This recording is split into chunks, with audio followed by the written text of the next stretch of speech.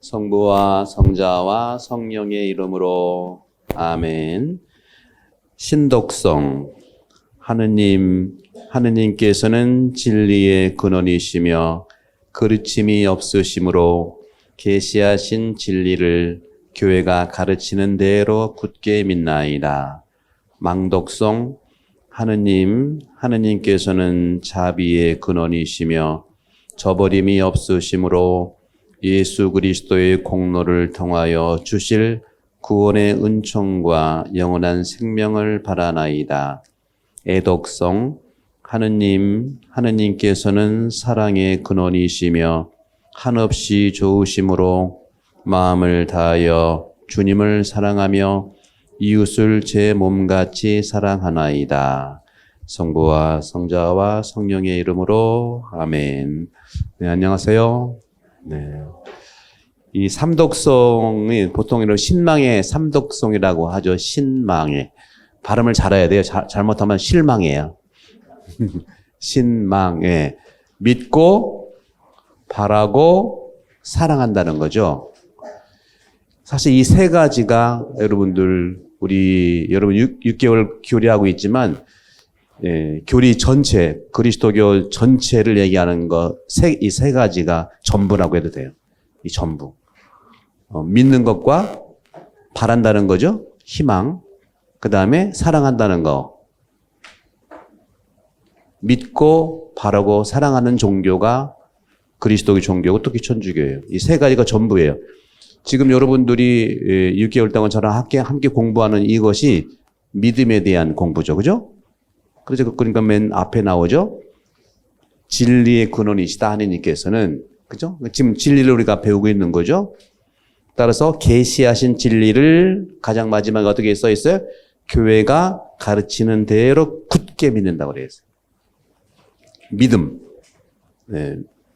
신뢰, 이것이 우리 그리스도교의 중요한 기도, 또 덕이라고 덕. 단순히 기도에 지나지 않는 게 아니라 덕. 덕은 어떤 거죠? 살아가는 삶을 얘기하죠. 이거 윤리를 얘기하는 게 아니에요. 윤리, 도덕 뭐 이런 게 아니라 정말 그 믿음의 삶을 산다. 그런 삶을 얘기하죠. 망독성은 바로 바라는 거, 희망. 희망을 바라는데 이 희망은 근본적으로 관련되어 있는 게 은총이에요. 은총. 여러분 은총이 있다고 하는 거, 그죠? 누가 선물을 준다는 거 희망이잖아요. 그죠? 희망의 종교가 바로 우리 그리스도교고 천주교입니다. 희망을 가장 궁극적으로 표현하고 있는 것은 신덕성은 진리의 근원이라고 그랬죠?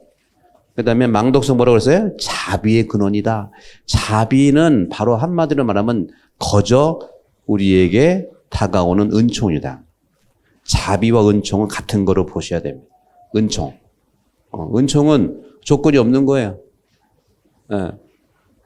여러분들 그런 체험 하셨잖아요. 손자들한테는 할머니들은 그저 조건이 없잖아. 수염을 자꾸 흔들어도 그저 용서해주고, 그저 예쁘다고 그러고. 엄마는 어떻게 돼요? 엄마는 지적하고, 그러면 안 된다고 그러고 그렇잖아요. 그래서 우리나라 전통적으로 신들이, 우리 다신교인데, 신들이 할머니들이 신이지 엄마는 신이 없어. 할머니, 할아버지, 특히 할머니 신은요, 우리 전통 종교에 무슨 삼신 할머니 신, 무슨 신, 부뚜막스님 신, 엄청 나온 신은 전부 다 할머니예요. 집에서도 그래. 그래서 자비라고 하는 것은 정말 희망, 그리고 은총과 관련된 것이다 하는 얘기. 그 다음에 애독성은 뭐예요? 애독성은 하느님은 무슨 근원이에요? 사랑의 근원이다. 사랑의 근원. 한없이 좋으시다. 마음을 다해서 주님을 사랑하며 이웃을 제 몸같이 사랑합시다 하는 건데 이 삼독성을 여러분들 매일매일 바치세요. 짧잖아. 그죠? 괜찮잖아요. 수시로. 그래서 이 마지막에 있는 이 애독성은 사랑을 얘기하고 망독성은 희망을 얘기하고 그다음에 맨 처음에 신독성은 믿음을 얘기하는데 이 세 개가 그래서 제가 작년에 교리반 할 때는 이 세 가지를 중심으로 교리를 6개월 동안 했어요. 믿음에 대한 거, 그다음에 희망에 대한 거, 그다음에 사랑에 대한 것을 6개월 강의를 했는데 여러분 혹시 궁금하시면 작년 유튜브 틀어보세요. 세 가지의 관점에서 교리를 진행했었습니다. 이게 결국은 순서가 있지만 순서 중에 또 주제별로 꺼내놓을 수가 있거든요. 천주교 종교가 뭡니까? 하고 누가 물어본다면 이 세 가지 얘기하시면 돼요. 믿음의 종교의 신덕성이요. 단순히 아는 것이 아니라 삶에 있어서 희망의 종교인 망덕성이요. 그 다음에 끝으로 무슨 종교? 사랑의 종교인 뭐예요? 애덕성이요. 하는 거죠. 그러면 구체적으로 이 세 가지 신덕성과 망덕성과 이 마지막에 애덕성, 신망에는 구체적으로 어떻게 우리 천주교에서 구조로 삶을 연결되어 있냐.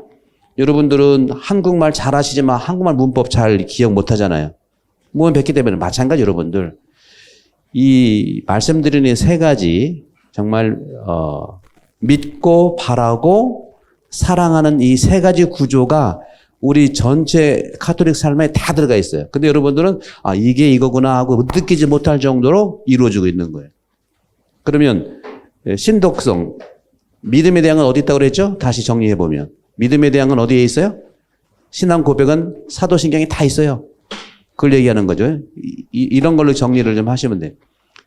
그리고 우리가 매일 주일마다 강론 끝난 다음에, 그렇죠? 강론 끝난 다음에 같이 기도하잖아요. 전능하신 천주 성부, 천지의 창조주. 이게 바로 신덕성의 내용이 다 들어가 있는 거예요.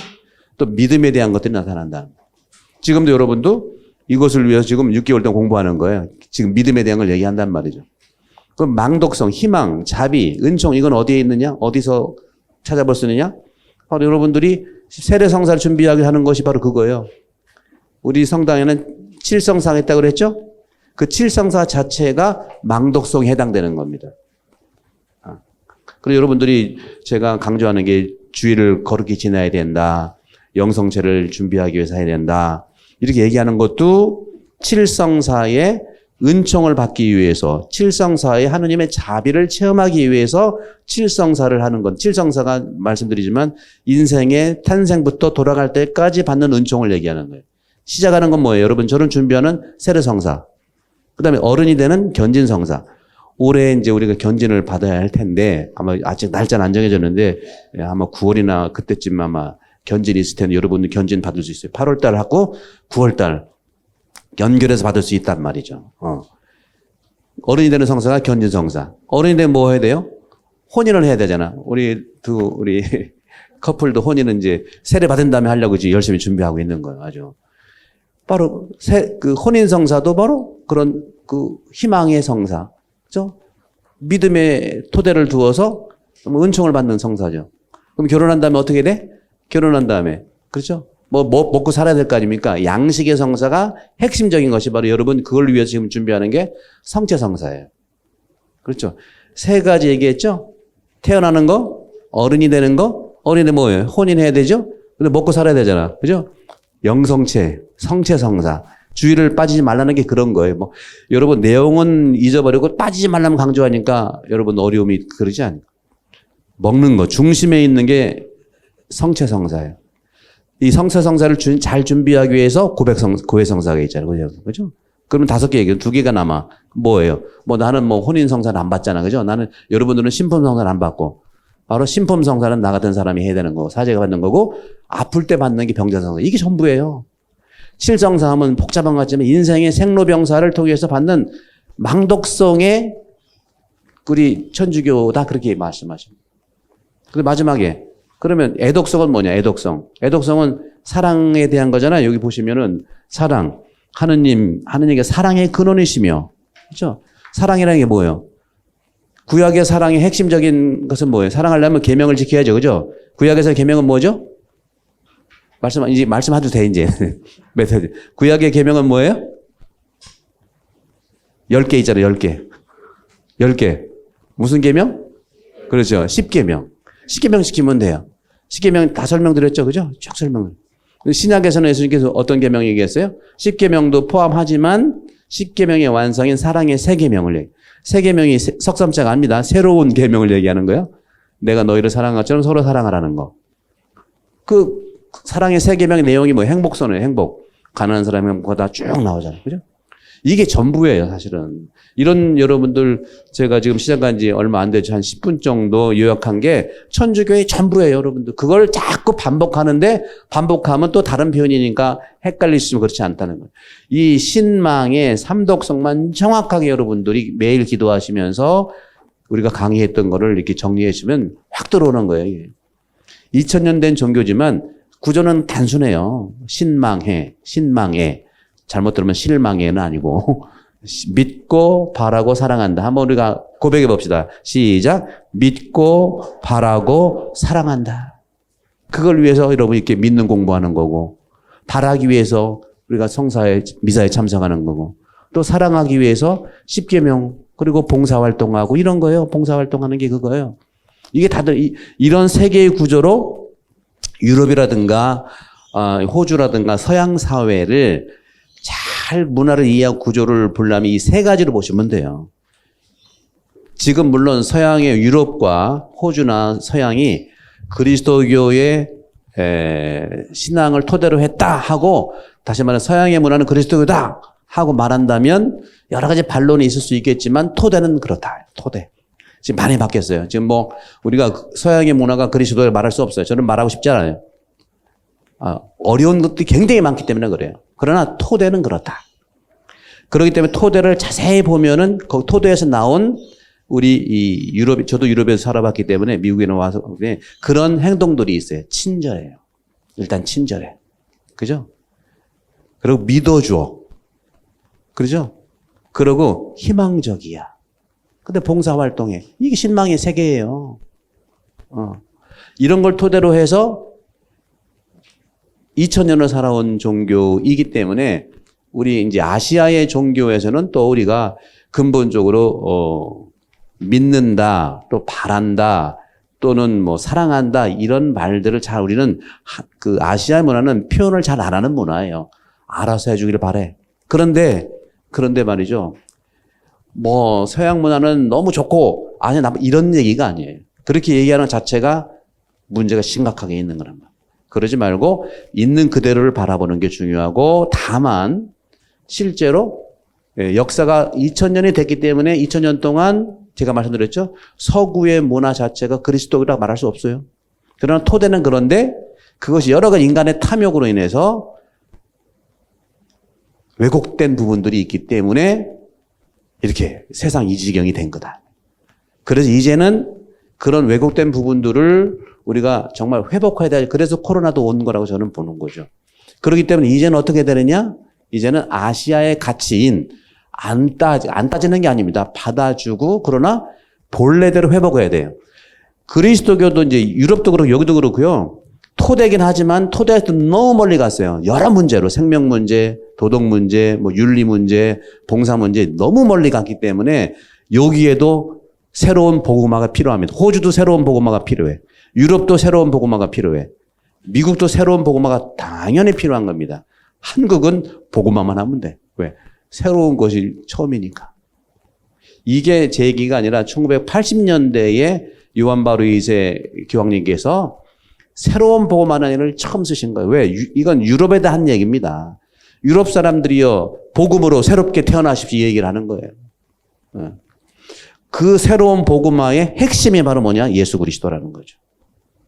예수 그리스도를 만나야 우리는 조금 약간 변화됐던 문화가 새롭게 된다는 겁니다. 근데 가만히 보면은 예수는 없고 딴 건 다 많아. 그런 점에서 여러분들은 지금 6개월째 이 공부를 하고 있습니다만은 이렇게 안내하는 이유는 예수를 제대로 만나기 위해서. 예수님을 제대로 만난다는 것은 복음의 가치들을 만나기 위해서고 복음을 자세히 볼 필요가 있다는 말씀을 드리고 그래서 이 교재 139쪽을 보시면 139쪽에 복음서의 예수 그리스도 그래서 나오는 겁니다. 복음서의 139쪽에 보시면 그래서 말씀드린 것처럼 이 서구의 문화, 서양의 문화는 유럽도 그렇고 호주도 그렇고 미국도 그렇고 스페인도 그렇고 남미도 그렇고 이 서양의 문화는 그리스도교의 토대를 두었지만 예수님을 본질적으로 만나야 하는 빚을 지고 있어요. 정말로 그렇습니다. 예수 그리스도를 만나는 빚을 지고 있는 게 바로 서구의 문화입니다, 여러분들. 우리는 빚까지는 아니야. 우리는 우리 문화 안에 예수 그리스도의 가치가 대단히 많습니다. 그 하나가 심청전이에요, 심청전. 심청에는 예수 그리스도 이미지가 똑같은 거예요. 여성의 말이지만. 그렇죠? 심청이가 자기가 희생해서 아버지는 떴잖아요. 우리나라 문화는요, 예수 그리스도를 알기 이전부터 예수의 가치가 어마어마하게 많이 들어가 있어요. 그건 뭐 다 나중에 이제 볼 얘기고, 서양의 문화는 그리스도교의 본질적으로 예수의 본질과 만나는 빚을 지고 있는 것 분명합니다. 그렇기 때문에 하느님이라고 하는 분은 바로 당신 자신을 세상에 드러내시기 위해서 어찌해서 어떻게 해서 실제 나자렛 예수, 그렇죠? 나자렛 예수와 만나게 되었는가를 정확하게 우리가 봐야 된다는 거죠. 여러분도 성당 나오시면서 예수님 안 만나면 실망할 게 대단히 많습니다, 여러분들. 실망한 게 한두 가지가 아니에요. 사람 보고 실망하고요. 구조 보고 실망하고요. 그러나 2000년 원고기 때문에 로마 가면 로마 법을 따로 했잖아. 그죠? 뭐 누구는 그렇게 하고 죽었죠. 소크라테스인가요? 테스 형은 뭐 악법도 이건 여러분들 악법을 법이라고 하는 것도 따르라 소리 하지만 그거 고발하고 돌아가신 거죠. 왜? 그 악법 안에 새로운 생명의 법을 바라봐야 되는데 못 봤다 이거예요. 그러니까 여러분 마찬가지 여러분 세례 받았다고 그래서 성당에서 크게 행복하고 안 그럴 수도 있다는 것을 여러분 분명히 좀 말씀드려요. 그렇기 때문에 여러분들 위로받기 위해서 온 것은 분명해요. 물론 많은 우리가 제가 본 7, 80%는 잘 대해주고 그러시죠. 다만 제가 말씀드리고 싶은 것은 예수님을 만나면 그런 모든 위로에서 해결된다는 건데 참 예수님이 여러분 예수님을 누구로 이제 이거 하나만 여러분 고백하면 세례 다 줄 거예요. 여러분 이제 세례 받기 전에 저랑 이제 대화해야 되는데 면담이라고 안 할게요. 대화해야 되는데 옛날에는 찰고라고 해서 찰고는 뭐냐면은 시험 쳐가지고 탈락과 또 합격이 있었어요. 뭐 지금도 유효하긴 해. 약간 겁을 줘야 되겠지. 이거는 긍정적인 약간의 불안과 약간의 긍정은 너무너무 삶을 앞으로 가게 해요. 너무 두려운 거는 공포를 트라우마를 주지만 약간의 공포와 약간의 두려움은 인생을 좀 타이트하게 하는 거죠. 예수가 누구냐고 하는 걸 저는 물을 거예요. 근데 이렇게 대답하셔야 돼. 답까지 다 알려주네. 예수님은 당신은 누구십니까? 물어보면 내가 지금 물어봐죠. 여러분 뭐라고 대답? 이 정도의 여러분 지금 거의 3분의 1을 배우셨는데 예수는 여러분에게 누구십니까? 네. 지금 답을 할 수가 없겠죠? 다 저렇게 말씀하신 예수님은요 2000년 전에 태어나신 우리 구세주입니다. 그렇게 답하는 거 1번 2번 예수님은요 나의 구세주신데요 2000년 전에 부활하신 분입니다. 2번 3번 예수님은요 좀 길게 얘기하면 그거로 3번이라고 가겠는데 예수님은요 2000년 전이나 지금이나 미래나 나의 구세주입니다. 몇 번? 1번이야? 1번도 맞죠. 제 얘기는. 2번도 맞는 건데 정답. 핵심은 3번이다. 제가 묻고 싶은 것은 예수님이 2000년 전에 돌아가신 분만 얘기하는 게 아니다. 2000년 전에 부활하신 분만 얘기하는 게 아니고 지금도 과거도 내일도 여전히 내 안에 우리 안에 살아계신 예수 그리스도 이것만 고백하셔. 이것이 되면 눈이 뜨이고 복음서도 보이는데 이 자꾸 이 교리로 외우고 이런 걸로 하니까 이게 안 배우는 거. 그리고 이 케이스가 A 케이스는 얘기했다 B 케이스가 하면 또 모른다고 하고 이러는 거예요. 요거 하나 꼭 기억하세요. 예수 그리스도는 나에게 있어서 또 우리 믿는 이에게 있어서 어제나 오늘이나 내일도 여전히 베드로가 한 고백이에요. 살아계신 나의 구세주, 우리의 구세주 예수 그리스도이십니다. 그러면 제가 합격시켜 드릴 거예요. 다 쓰셨죠? 여기 쓰는 분도 계시지만 그건 여기 안 나와 있어. 꼭 그 기억하셔서 그 기도를 하시면서 이렇게 보시면 되겠어요. 그래서 오늘날 그리스도교의 신앙인들은요, 오늘날 우리가 살아가는 21세기 살아가는 그리고 신앙인들은 지금 이제 복음서 예수 그리스도를 보면 역사적 그리스도의 사건으로 되도록가 만나는 것도 중요해요. 그죠? 그래서 역사 예수라는 것을 상당히 18세기, 19세기부터 성서 연구에 따라 가지고 역사적 예수의 삶이라는 것을 만나는 걸 굉장히 중요했는데, 그런 여기서 우리가 착각하는 게 있어요. 좀 아까 말씀드린 대로 예수 그리스도께서는 금방 말씀드린 대로 오늘도 여전히 살아계신 분이라고 믿는 것이 확신할 때만 본래 의미를 갖는 거. 지금도 살아있다. 내일도 살아계시는 분이다. 이거 어떤 최면이 아니고 믿음이에요. 믿음. 그런 점에서 복음서 예수 그리스도를 여러분 쭉 한번 읽어보시면 그렇게 이해를 할 수 있어요. 141쪽을 보시면 이게 이제 마르코, 마테오, 루카, 요한, 사복음서. 서양 사람들은 사복음서를 믿지만 한국 사람들은 5대 복음서가 있어요. 하나가 복음이 또 있어. 사복음서는 뭐죠? 공간 복음인 마르코 복음이 가장 먼저 쓰여졌고, 마테오 복음이 쓰여졌고, 그다음에 루카 복음이 쓰여졌어요. 마르코 복음은 저기 이집트에 있는 알렉산드리아 중심에 쓰여진 복음서가 마르코 복음이 가장 먼저 쓰여졌어요. 청년 마르코. 아주 까칠하고요. 청년들은 말을 길게 안 하잖아. 복음서 16장문은 짧고 아주, 그리고 예수님의 가치를 그대로 드러낸 그런 짧지만 아주 핵심적인 복음이 마르코 복음이에요.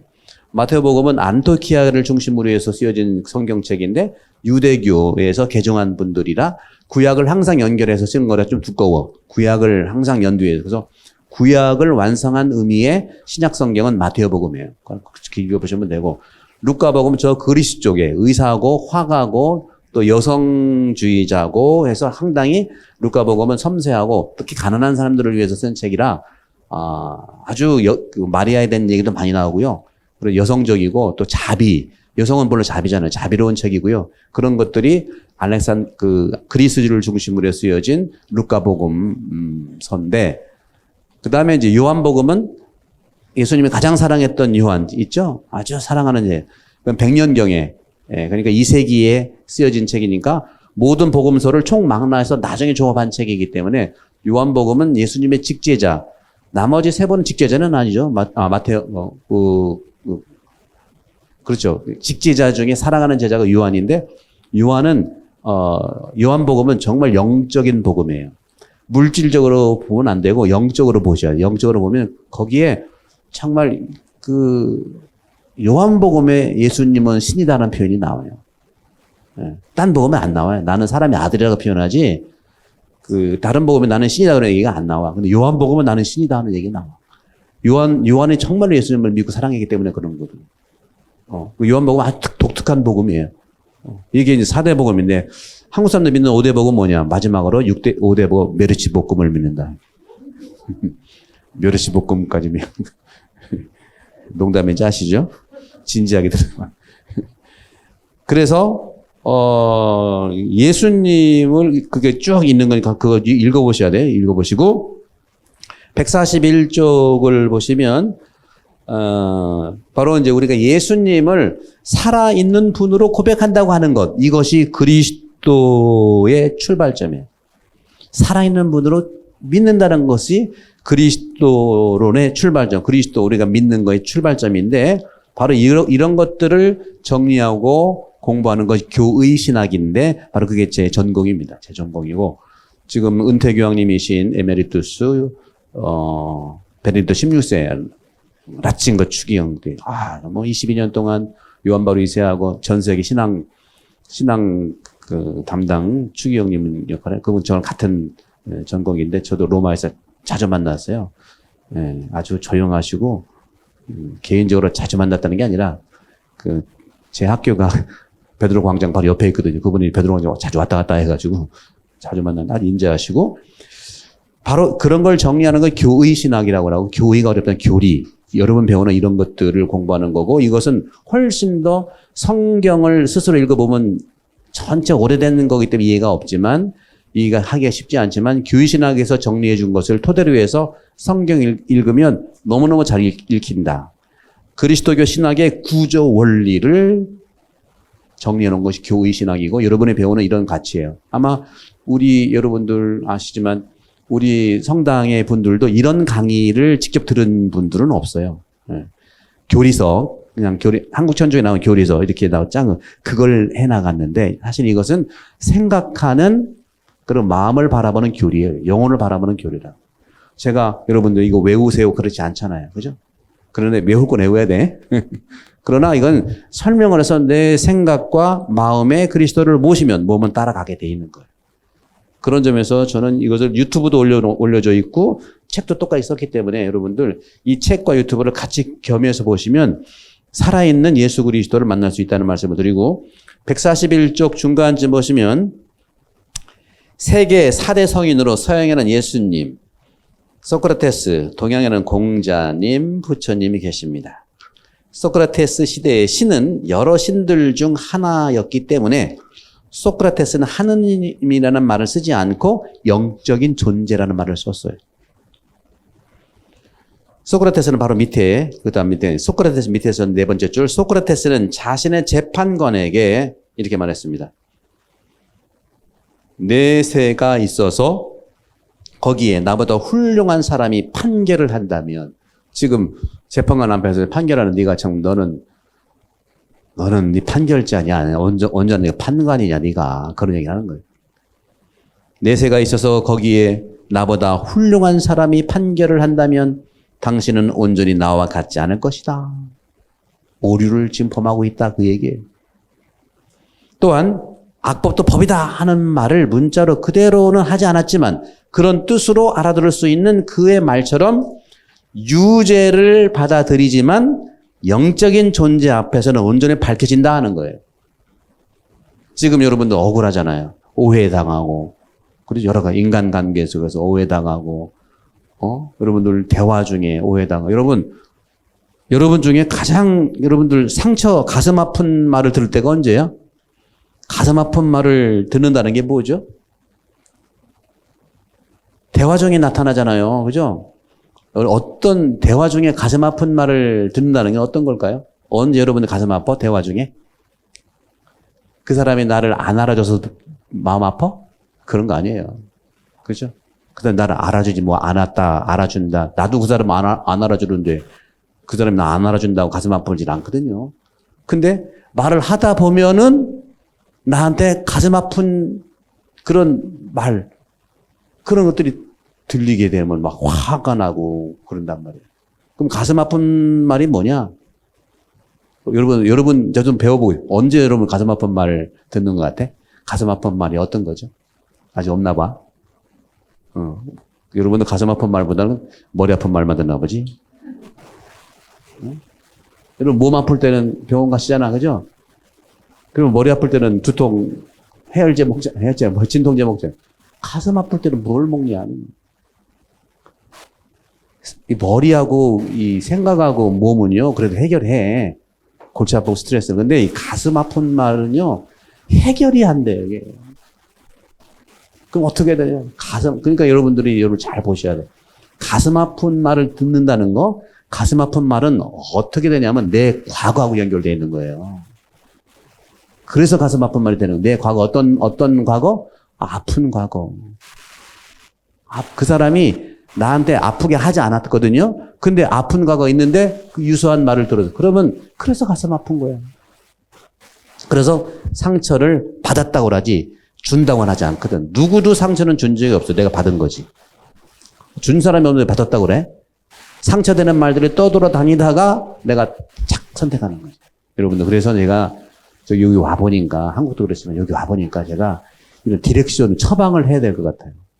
안 그러면 여기는 우리 성당은 이런 성당이 전 세계에 없거든요. 제가 엊그제 멜번 갔다 왔는데 멜번도요, 한 성당에 아마 90명 미사 나오고 뭐 100명 나오고 그래.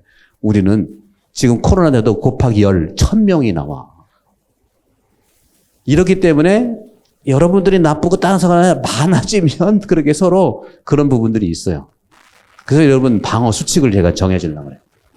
여러분 가슴 아픈 말을 들었을 때는 어떻게 한다? 도망간다. 농담이고요.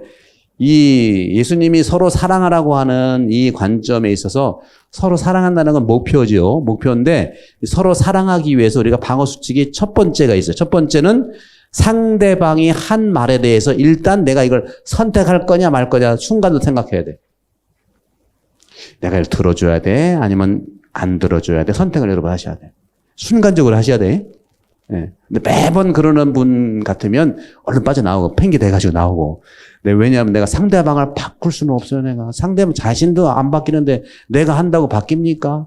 나라도 방어해야지. 그래서 선택을 하셔요. 아, 이 사람 말을 내가 들어줄 거냐? 안 들어줄. 지금은 내가 들어줄 수 없는 상황이니까 마음도 힘들고 어제 스트레스 받고 그러면 말은 잘해요. 제가 지금요 굉장히 급한데 거짓말 하라는 게 아니고 내가 지금 급하잖아. 그죠?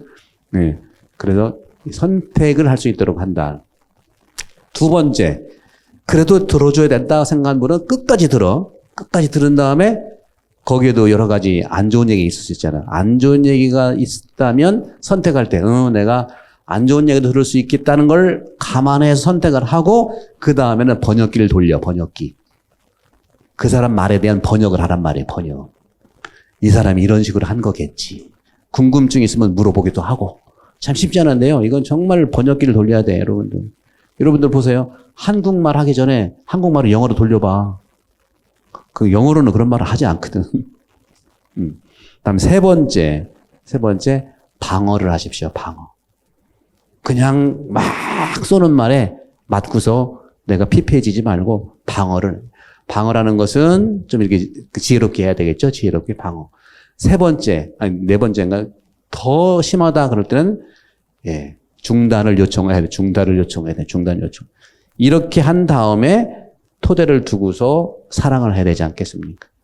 우리는 사랑하러 왔는데 여러 가지 이유로 이게 코로나 전에는 우리 성당은 2,000명씩 모였어요. 2,000명. 토요일부터 일요일까지 2,000명. 너무너무 행복한 곳이에요. 그런데 행복하지만 이 여러 가지 이런 기본 우리 디렉션이 있어야 되겠다는 경험을 저도 한 것이죠. 안 그러면 매번 그렇게 서로 주거니 받거니 하는 기쁨도 많아요. 그러나 정말 소수의 사람들이 심약해서 받는 그러한 상처 때문에 여러 가지 이유로 성당에 못 나올 수도 있고 그 다음에 안 나올 수도 있고 그런 거죠. 지난주 복음이 그렇잖아요. 예수님께서 그랬잖아요. 나는 우리 안에 있지 않은 양들로 데려와야 한다. 그런 거죠. 그것을 일단은 말로 해야 되지 않냐 하는 그런 말씀을 드리고 싶어요. 그런 점에서 그렇게 이제 영적인 존재 앞에 밝혀질까 말씀드렸고 142쪽을 보시면 142쪽에 중간 두 번째 단락에 유교의 성인 공자님의 말씀도 양심의 소리로 살라는 초대이죠. 중간쯤 보면 양심의 소리를 듣는 것이 종교의 가치다. 그렇다고 해서 함부로 말하는 걸 다 용인하라 그런 건 아니에요, 여러분. 그래서 제가 방어 수칙을 말씀드렸잖아요, 몇 가지. 그걸 한번 해보시고 다음에 그런 점에서 그렇게 보시면 143쪽에 보시면 예수님은 고생하며 무거운 짐을 진 사람들은 모두 당신에게 오라고 말씀하셨죠. 특별히 몸과 마음과 또 이런 정신이 힘든 분들은 주님께 오세요. 그래서 아까 살아내는 주님을 만나십시오. 예수님의 말씀과 예수님의 그 위로를 통해서 내가 더 건강해질 수 있다. 따라서 우리는 인간에 의해서도 위로를 받지만 더 근본적인 것은 예수님께 위로를 받는 것이 예수님의 사랑이 말게 될 것이고 그리고 대다수의 많은 분들이 예수님을 사랑하려고 노력하는 분들이에요. 그러니까 같이 이해하고 협력하는 것이 중요하죠. 분명한 것은요. 인간은요. 선을 통해서도 역사를 만들지만 참 아이러니인 거예요. 악을 통해서도 역사를 만들어요. 선 역사와 악 역사가 동시에 있는 거예요. 가정도 그렇고 이곳도 그렇고 세상도 마찬가지예요. 그러니까 여러분들 선만 보러 왔다 하는 것은 약간 정말 우리가 약간 추상적일 수 있어요. 그래서 성당 나온다고 내가 더 믿음이 강해지냐? 분명히 그래요. 그러나 여러분들이 만나는 예수를 통해서 만날 때 강해지지 사람들을 통해서 만나면 더 약해질 수도 있어요.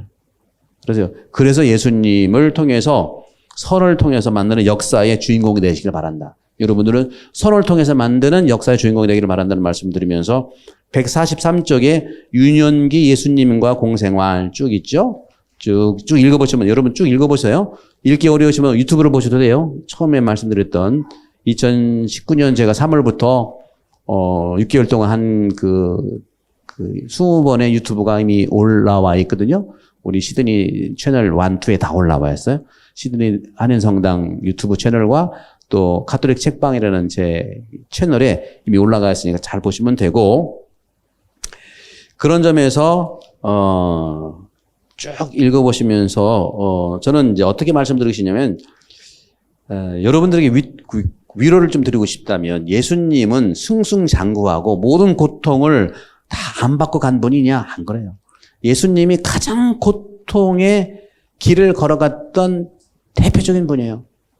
그래서 고통받은 분이 고통을 치유할 수 있게 이해할 수가 있는 거예요. 상처받은 사람이 힘도 들겠지만 상처받은 사람이 대부분이 다 상처를 이겨내기 위해서 공부를 많이 해요. 우리나라에 심리학 공부한다, 무슨 공부한다. 상처받아서 어떻게 이겨내보려고 공부하는 분들이 꽤 많아요. 아주 대단한 사람들이에요, 한국 사람들이. 그래서 상처받은 치유자란 말을 쓴단 말이에요. 상처를 안 받으면 치유자가 아니라 조금 그 말이나 이런 것도 추상적이래. 제가 물론 신학교에서 23년 살은 것도 정말 아름답고 행복한 삶이었는데, 여기 와보니까 완전히 여기는 학교에서 배운 것을 적나라하게 만나는 곳이었어. 그래서 저는 이곳에서 정말 예수님을 더 만나. 한국에서는 신학생들이 무슨 사기를 치겠어요. 그렇다고 여기 사기 친다는 얘기 아니에요? 신학생들이 무슨 뭐 간음을 하겠어요. 신학생들이 나쁜 말로 막 그러면 신부 못 되니까. 정말 이곳에 와서 참 예수님을 만나는 장소가 이곳이다. 왜? 예수님이 하느님을 만나러 광야로 갔는데, 광야라고 하는 건, 사막이라는 건 하느님을 만나는 장소인데 하느님을 처음 만났어요? 악마를 만났잖아요. 이게 바로 현실인 거예요. 여러분도 이곳에 와서 정말 아름다운 꿈을 가지고 이곳에 왔는데 하느님만 만났어요? 악마도 많이 만났잖아. 이런 악마, 저런 악마, 사기 악마, 오기 악마, 윤기 악마. 이렇게. 그래서 오셔가지고 여러분들은 힘을 가지시고 예수님을 만나시라. 따라서 예수 그리스도께서는 인간의 고통을 모범적으로 겪은 장본인이세요. 그렇기 때문에 예수님을 우리가 가깝게 갈 수 있지 않냐. 전혀 고통도 모르고 꼰대 같은 말만 하는 게 아니라는 말이죠. 따라서 사람들은 예수님을 통해서 그분을 본받아서 고통을 끝까지 견뎌내고 이길 수 있다는 거죠. 고통 이기는 모델이 예수님이니까. 상처받는 것을 이겨내는 모델이 예수님이니까. 따라서 마침내 하느님으로부터 버림받은 상태의 예수님께서는 죽었다는 표현인 거예요, 그게. 죽음이라는 게 최고의 고통과 최고의 상처를 얘기하는 거고, 그러한 일을 당할 수 있는, 그것을 이겨낼 수 있던 게 부활이거든요. 여러분들 부활, 바로 그런 겁니다. 부활은 내 생명이 새로 태어나는 거, 당연히 맞는 거지만 매일매일 여기서 부활이 있을 수 있다는 거죠. 새살이 돋고 새로운 희망을 갖고 있는 거 예수 그리스도. 그런 부분들을 쭉 보시면 되고, 그러면서도 144쪽 마지막 단락을 보면 예수님의 공생활의 신비에서 당신은 구속사업에 온전히 봉헌된 하느님의 종이시며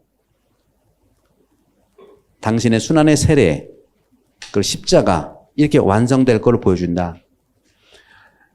그러니까 공관복음 전체가요, 예수님은 하느님의 아들이고, 그런데 하느님의 아들인데 종처럼 사신 분이에요. 종처럼. 그래서 예수님은 겸손과 순종으로 사랑을 드러내시는 거다. 그래서 145쪽에 윗단락에 그런 것이 있죠. 예수님의 사랑은 겸손과 순종으로 드러나고, 이것은 스스로 받아들이시는, 이것은 겸손과 순종이고, 다른 이가 시켜서 하는 겸손과 순종이 아니다. 스스로 받은 겸손과 순종이라는 거죠.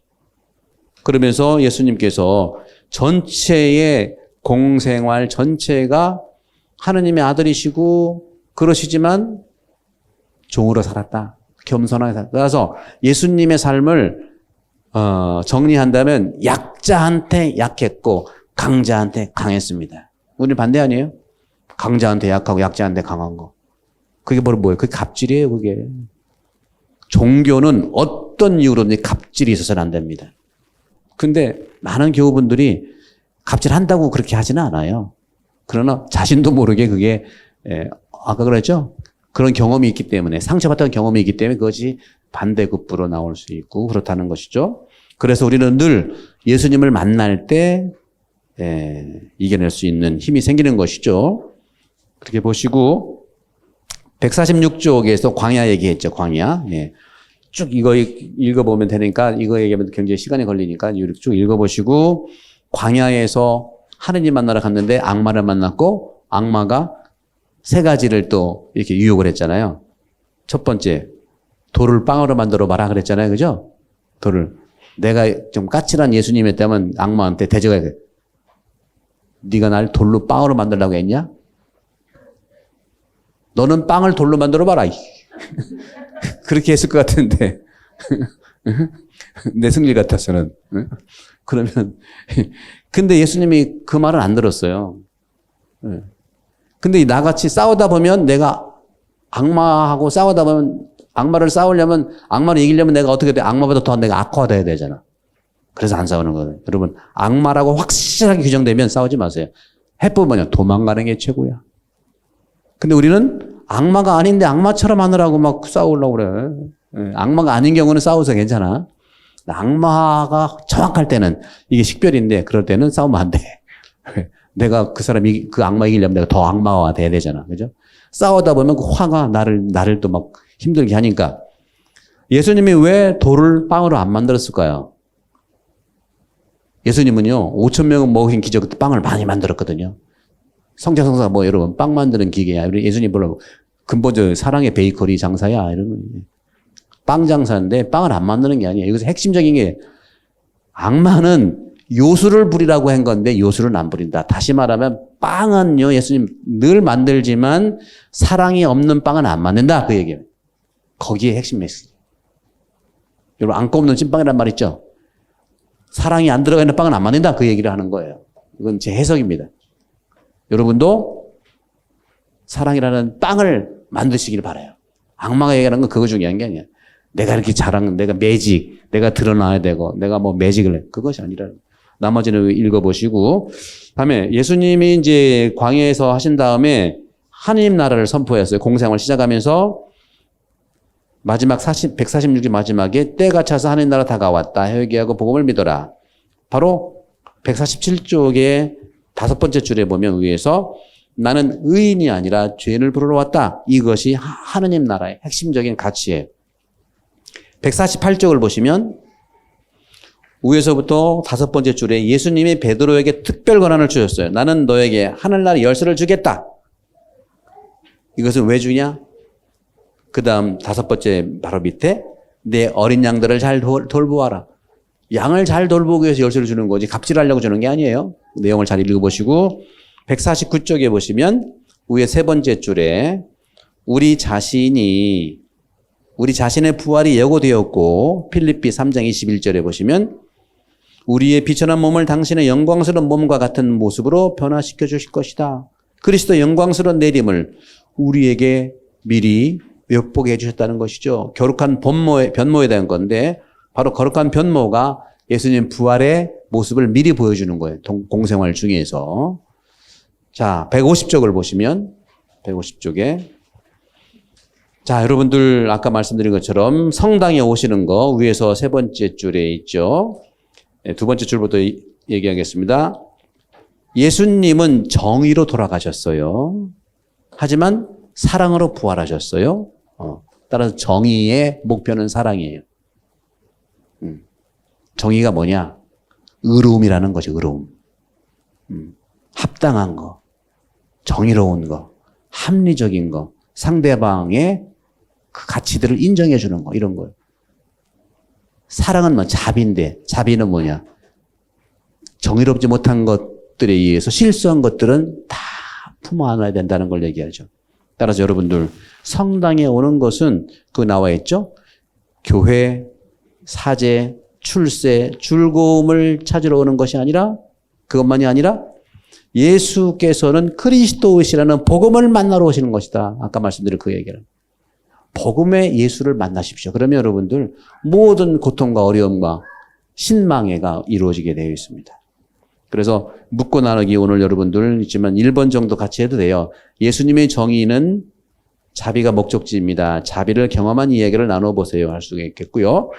자, 그러면 7강 보시면 십자가와 부활 신앙의 그리스도 151쪽인데 거기 이제 그림을 보세요. 그림에 보시면 7강에 십자가 부활 신앙의 그리스도인데 십자가가 있는데 이렇게 비춰보니까 십자가가 가운데가 뻥 구멍이 뚫렸죠? 구멍이 왜 뚫렸겠어요? 지금 예수님은 십자가에 안 계시다는 얘기를 하는 거예요. 부활은 뭐냐? 십자가에 매달려 있지 않고 우리와 함께 계시러 오신 것이에요. 그게 다 의미가 있어요. 그 십자가. 여러분들은 십자가가 특히 우리 천주교는 부활하지 못한 예수님을 자꾸 걸어놔. 참 난 개인적으로 좀 속상하기도 해. 그러나 존중해야지. 2000년을 내려온 가치가 있는 거예요. 그래서 요즘에는 성당 질 때 좀 신세대 시부님들은 신학 공부를 좀 이렇게 깊이 있게 또는 또 성찰을 많이 해가지고 부활하신 십자가를 많이 걸어놔요. 십자가는 있는데 예수님이 없어. 근데 자칫하면 개신교 되는 거야. 개신교는요, 이런 거 없이 형상을 안 만들거든요. 뭐 존중해줘야죠. 개신교 틀리나 나쁘다 이거 말하고 싶지 않아요. 존중해줘야죠. 로마에 가면 무슨 법을 따라라? 시드니 법을 따라라? 그런 거 식별해요, 여러분. 괜히 싸우지 마세요, 여러분들. 존중해주세요. 우리는 가만히 보면 우리 많은 우리 그 신앙심 깊은 분들 보면은 정말 표피적인 그런 교리 가지고 개신교랑 싸우려고 그래. 그러지 마세요, 정말. 이 책을 보시고 차라리 이 책을 한 권 선물을 해줘. 그게 나아. 그런 점들은 여러분 종교가 싸워서는 안 돼. 어떤 이유로든지 세상에 지금 싸워서 죽겠는데 종교끼리 싸우면 어떻게 됩니까? 그것도 그리스도교 종교끼리 싸우지 말자. 그냥 기도해 주시고 그렇게 하시면 돼. 그렇죠? 네. 그렇게 보시면 되고 예수님께서는 십자가의 죽음에서 부활하셨습니다 하는 그런 내용이고 자, 쭉 이제 보시면 요것이 이제 오늘의 이제 그 하이라이트 세 번에 걸쳐서 예수 그리스도를 말씀드렸는데 세 번에 걸쳐서 드렸는데 이것은 여러분들이 쭉 읽어보시는 걸 전제로 해서 제가 이것을 말씀드리기 153쪽에 보시면 10분 동안 제가 정리를 하겠습니다. 153쪽에 보시면 위에서 네 번째 줄 부활하신 예수님을 만나시려면 바오로서간을 읽으십시오. 바오로서간. 바오로는 예수 그리스도께서 우리를 위해 돌아가시고 부활하셨는데 바로 그분이 우리에게 파스카로서 생명을 주시는 분, 종말에 오시는 분이라고 고백했어요. 바오로의 예수는요, 바오로는 역사 예수를 만난 적이 없어요. 오히려 그리스도인을 박해하던 장본인이에요. 사울. 바오로 이전에 이름은 사오로예요. 사오로. 그걸 이제 사울, 뭐 바울, 폴 그래야 되나? 우리는 뭐라 해야 되나? 솔 그래야 되나? 솔. 바오로 이전의 이름은 솔이에요. 솔. S-A-U-L. 근데 이것이 예수님을 부활하신 예수님을 만난 다음에 회개해서 폴, P자, S를 P로 바꿨어. 폴, 파울로, 폴, 솔, 폴 이렇게 되는 겁니다. 예수님을 만나면 여러분들 새로운 이름을 받게 돼요. 여러분도 이제 세례명을 좀 이렇게 좀 선택해 보시고 날짜에 맞춰서 합리적으로 짓긴 한데 성서의 인물 그리고 여러분들 우리 그 훌륭한 성인들이 꽤 많거든요. 한번 찾아보시고 정 찾기 어렵다 그러면 그래도 찾으세요. 여러분 마음에 드는 여러분 마음이라는 건 지금까지 교리를 받았는데 거기에 맞는 삶을 사신 성인들이 굉장히 많아요. 예. 그런 것들을 한번 잘 보셔서 예수님을 153쪽에 밑에서 한 7번째 줄 얘기했죠. 예수님을 알고자 하면 하늘나라가 무엇인지 정확하게 알아야 됩니다. 그리고 두 번째는 가난한 이가 누구인지 정확히 만나야 됩니다. 가난한 이를 모르고서 예수님을 만날 수 없기 때문에 그래요. 예수님은 가난한 사람이 행복하다고 말씀하셨어요. 가난한 분으로 우리에게 오셨기 때문에 그렇죠. 왜 우리가 가난한 사람을 만나야 할까요? 가난한 사람에게 복음을 전파하기 위해서가 아니에요. 바로 이 가난한 사람들 안에 예수님이 계시기 때문에 그렇다는 거예요. 그분 안에 예수님이 계시고 복음 말씀이 현존하기 때문에 그래서 여러분 가난한 사람들을 만나는 그런 부분에서 이건 정확한 표현이라고 볼 수 있겠습니다. 154쪽에 보면 하느님의 나라 쭉 나왔죠. 그거 쭉 한번 읽어보세요. 지금까지 말씀을 드린 부분이 있고 또 반복되는 것 같으니까. 예. 155쪽도 역시 보시면 두 번째 단락 네 번째 줄 위에서 보시면 하느님께서 인간의 모습으로 낮추신 것이 하느님 나라의 이미지입니다. 말씀드렸죠? 예수님은 하느님의 아들인데 사람으로 아니 그것도 종으로 사셨다는 거죠. 그럼 예수님은 하느님의 나라, 하느님의 아들이고 왕이시고 근데 종으로 살았어. 그러면 예수님은 정체가 뭐예요? 종이에요? 왕이에요? 하느님의 아들이 왕이에요? 종이에요? 여러분 종입니까? 왕입니까? 어떤 분은 왕종, 종왕 그러는데 그렇지 않고요. 말씀드릴게요. 왕이지만 종으로 사신 분이에요. 왕이지만 종으로 사셨다. 이 부분이 우리가 중세 때도 그렇고 프랑스 대혁명 이전에 유럽에서 정말 이 부분이 교회가 잘못한 부분들이 많죠. 그래서 요한 바로 2세 성인께서 교황님께서 2000년 올 때 교회에 잘못한 걸 반성했잖아요. 미안하다 그랬잖아요. 중세 때에서 여러 가지 갑질들, 스페인의 정복 때 그랬대 했던 것들, 마녀상이 다 미안하다 그랬어요. 그때는 예수님의 가치를 정말 알 수 있는 부분이 약했어요. 성사가 발달된 것도 아니고 핑계는 아니지만 예. 바로 왕위로 오신 그분이 종으로 하신 이 부분을 이 교회는 잊어버렸던 거야. 그러니까 주기경, 교황, 모자가 엄청 크잖아요. 뭐 똑같이 이렇게 세상의 구름과 같이 가는 부분. 그걸 정말 무릎 꿇고 사죄한 거거든요. 그리고 저는 우리 한국 순교자들에 대해서도 좀 사죄해야 된다고 생각해. 예. 9월인 순교자 성월도 나오고 그러는데 예. 정말 그 유럽에서 정말 그때 아시아의 제사를 몰랐기 때문에 미신이라기 때문에 많은 순교자가 세상을 떠난 거예요. 엊그저께 세상을 떠난 정진석 추기경님께서도 그런 말씀하셨어요. 우리가 순교자가 많았던 이유는 뭐냐? 교황청에서 제사를 미신으로 잘못 알았다는 것과 구비아 주교라고 북경 주교가 있거든요. 그 주교가 제사가 금지를 명을 냈기 때문에 윤지충이 1791년 신주 태워버리고 제사를 안 지내 거부했어요. 거기에서부터 이제 문제는 정치적으로 이용하는 부분이 조선에 많아요. 그리고 제사라고 하는 것이 자체는 문제가 안 되지만 제사가 너무 형식화됐어요. 그 부분은 얘기는 해야 돼, 분명히. 뭐 제사 때문에 우리가 많은 순간이 냈다. 그 말을 표면적으로 들으면 진짜 무식하네 할 수 있지만 그 당시에 그 성리학이 정말 유학이 상당히 경직화돼서 조상제사가 무분별하게 그리고 양반 상놈이 파는 것이 무분별하게 많이 했기 때문에 이 남인 신섭파에 해당되는 윤지충이라는 사람들이 다 정약용 일가들이에요. 다 정약정 다 정씨 일가들의 그런 그 남인 신서 이쪽 파들의 정치적 경향을 없애기 위해서 막 죽인 거거든요. 그런 것도 굉장히 많아요. 그래서 조상 제사를 허용했다 하더라도 밖에는 무진장 왔어요. 이거는. 그래서 딱 잘라 얘기할 수는 없지만 교황 요한 바로 2세가 중세의 잘못을 고백한 것처럼 우리도 그렇게 고백할 수 있죠. 저는 개인적으로 제가 정말 한 사제지만 정진석 추경님도 그런 팩트는 얘기하셔도 팩트. 근데 용서를 바란다는 얘기는 안 하셨지만 팩트는 얘기했단 말이죠. 그리고 나중에 1886년인가 한불 수요 조약 맺었을 때 종교 자유를 허락한다. 그때 제사를 지낼 수 있었다는 거예요. 그러니까 1784년부터 100년 동안 조상 제사를 거부하면서 그걸 오는 여러 과정 굉장히 컴플리케이트해. 딱 하나만 얘기할 수 없어요. 그런 점들을 우리가 자세히 좀 볼 필요가 있다는 말씀을 드리면서 정말 교회는 종교 지도자도 그렇고요. 특히 우리 정말 종교 지도자 중에서 봉사를 하는 정말 지도자들 중에 봉사 지도자들은 정말 겸손해야 돼요. 그리고 정치 지도자도 겸손해야 돼요. 안 그러면 우리 특히 한국 국민들은 안 뽑아줘. 우리 그러잖아요. 그 사람이 미울 때 여러 가지 있잖아요. 마지막 미울 때의 그 이유가 골프 칠 때 이유랑 똑같아.